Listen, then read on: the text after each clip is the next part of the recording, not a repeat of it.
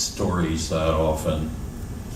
Only a few authors that can kind of keep my short attention span. So I came up with a couple of devices to help me finish writing the book. One was that I would make every chapter 1 page long, so that you could open the book anywhere and just read the one chapter and decide whether you wanted to read the rest of the book.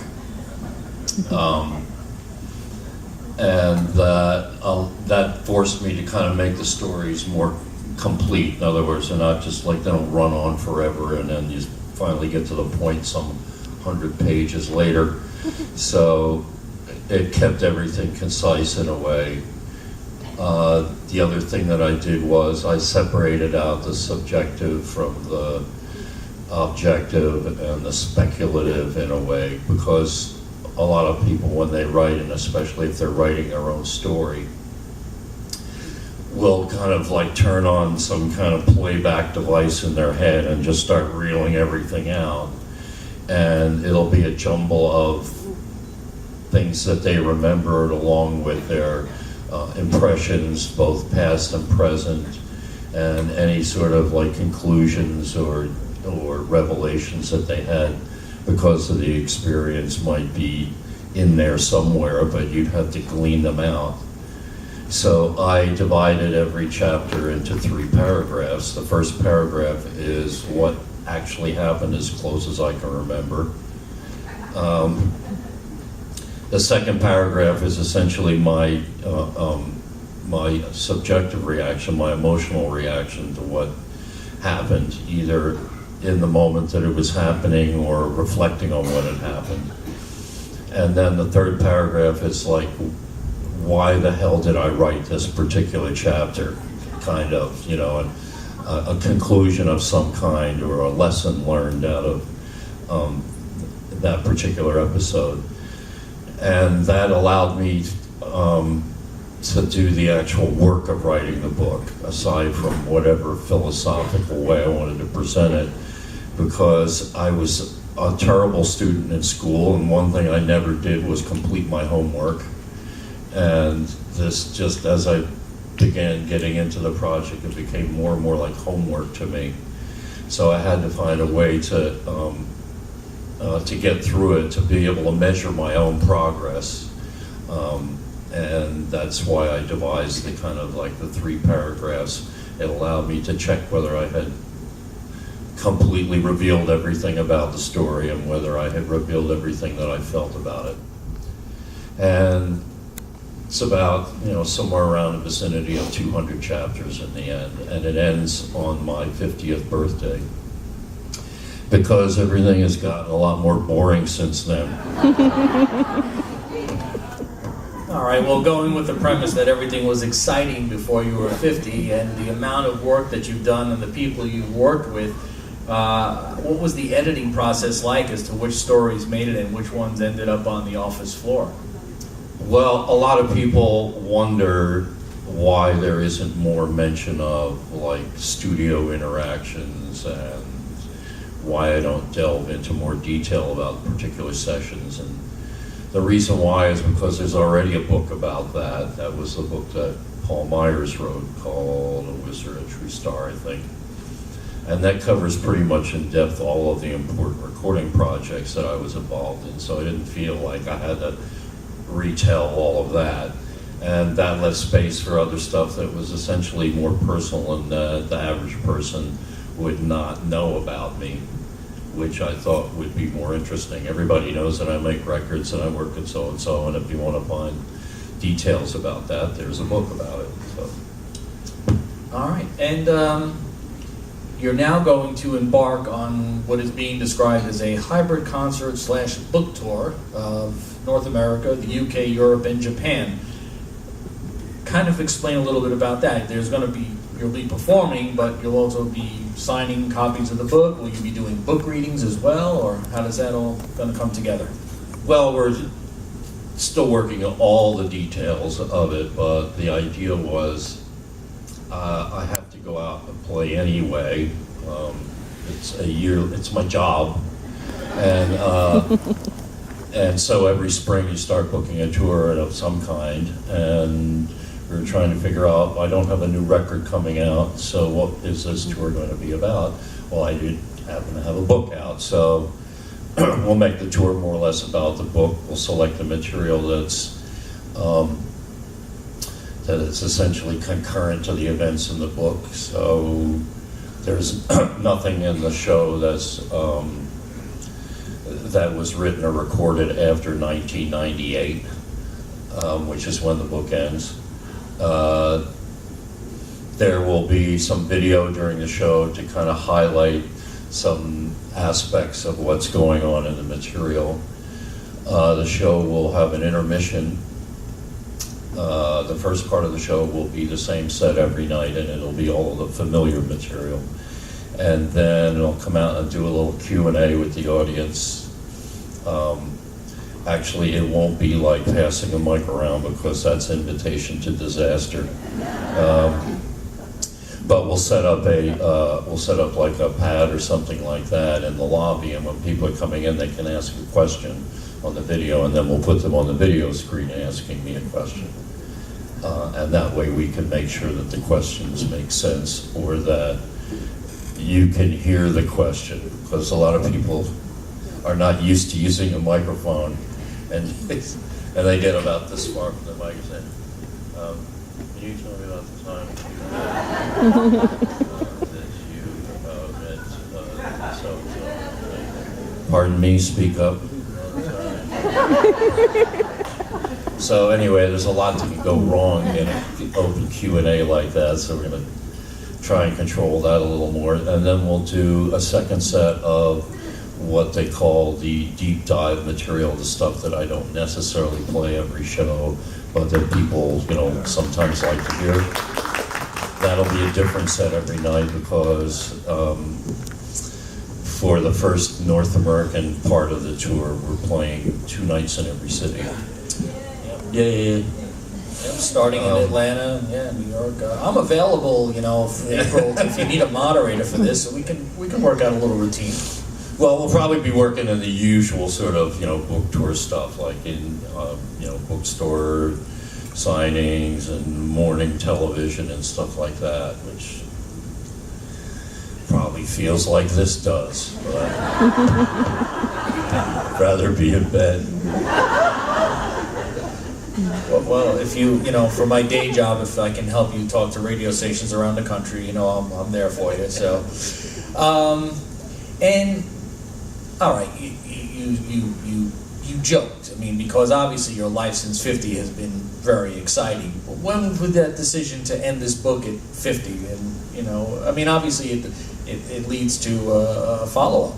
Memoir number 2. Well, 50 was when I turned 50, I wanted to do something that I had never done before in my life, something that would shock my friends.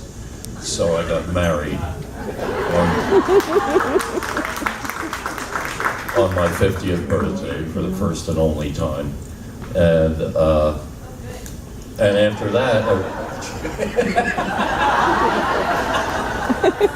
you should have stayed in the room. Good thing you told me.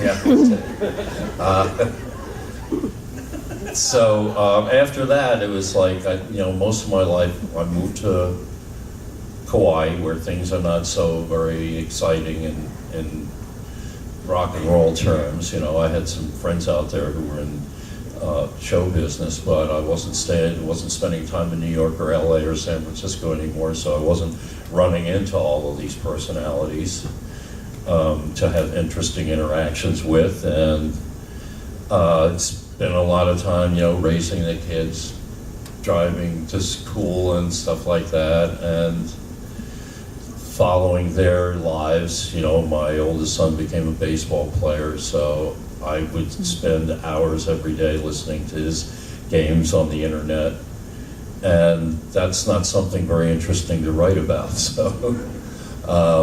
So yeah, my life just became less interesting in a way, but more about my family, my kids, and stuff like that, which is interesting to me. Absolutely, that's Number one priority in life is family first. Another thing we have to look forward to now in the spring, last year you embarked on the Utopia tour. Got everybody back together, the best you could anyway. And we're going to have a CD, DVD, Blu-ray compilation coming out, captured in Chicago, if I'm correct. Yes, we did video a show in Chicago. In case you, for some reason, not up on what all that was about. There had been talk of a Utopia reunion for literally decades. A lot of it was from people like you. When are you gonna? So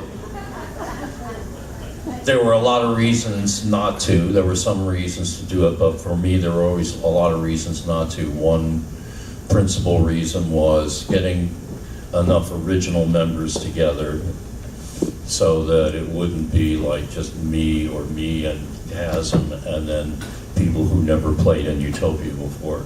That just kind of rankles me to go see a band and then you realize you're only looking at half the band. I know that applies to a lot of the acts on the boat here, but a lot of that may be just natural attrition, if you know what I mean.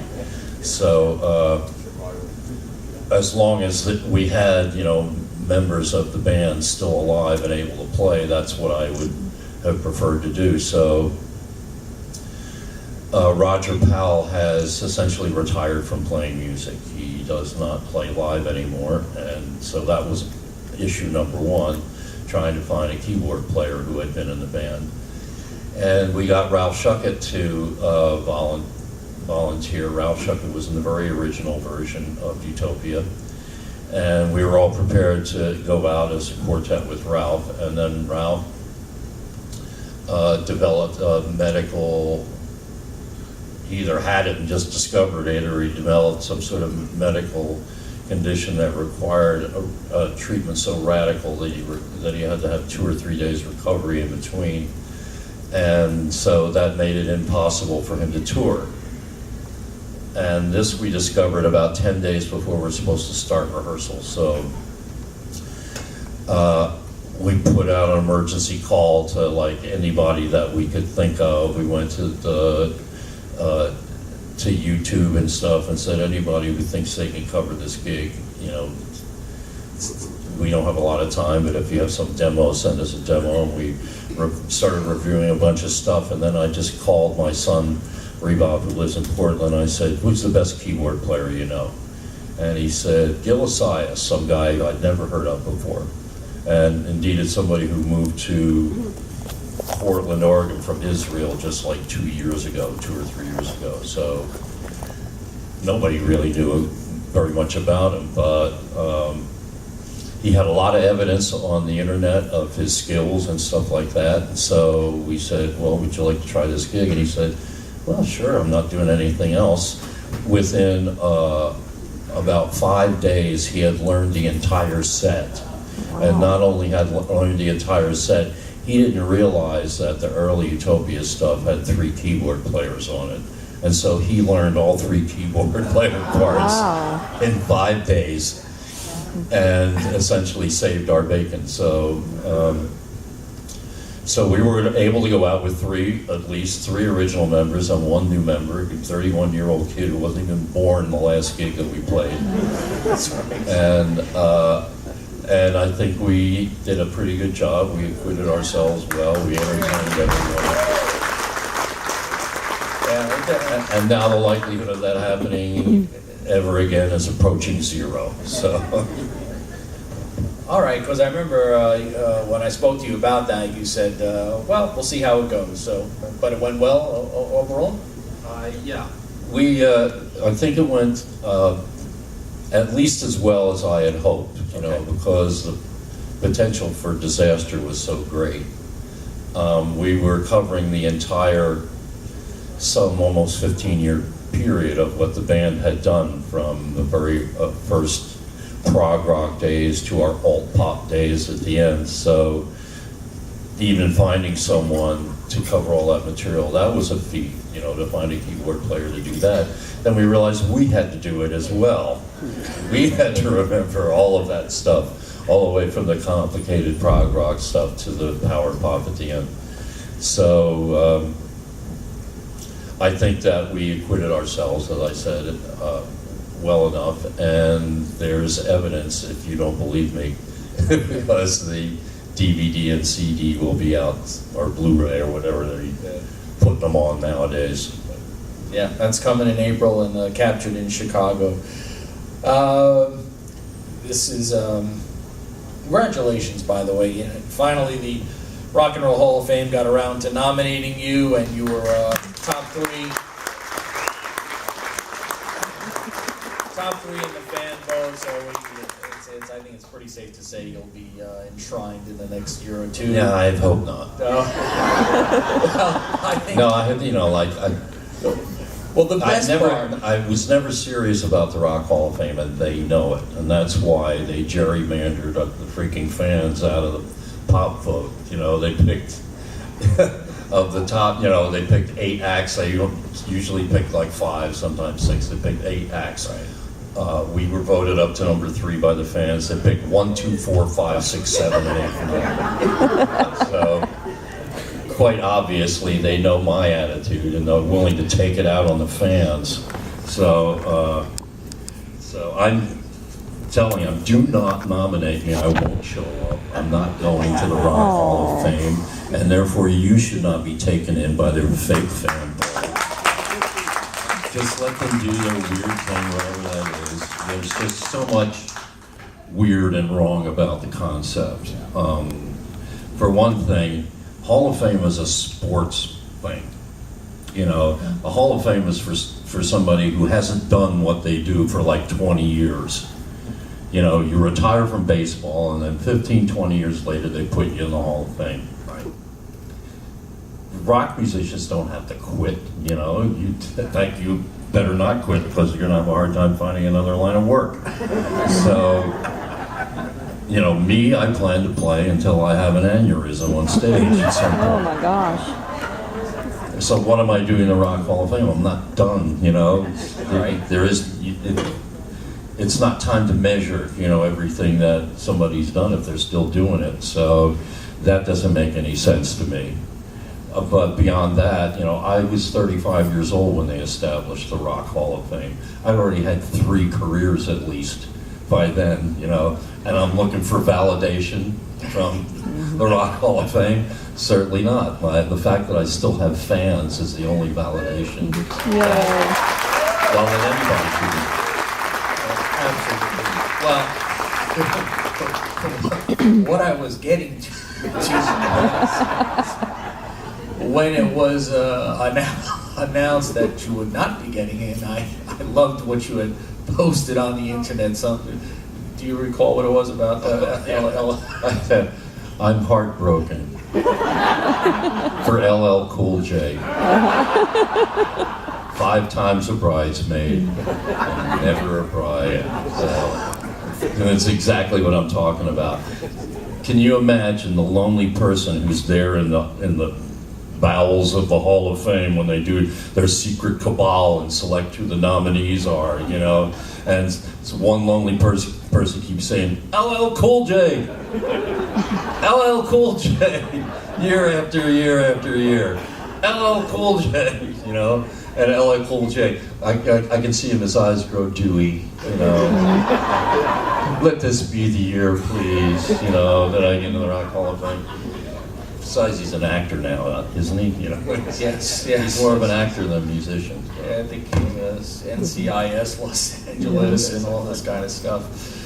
All right, well, okay, so needless to say, you've made your point known on the Rock and Roll Hall of Fame, and we'll move on. Not a secret.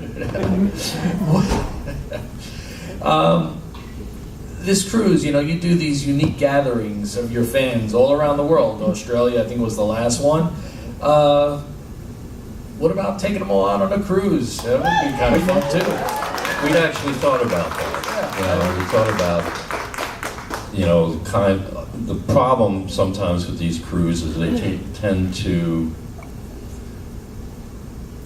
just focus on a certain kind of era, certain period in music. And so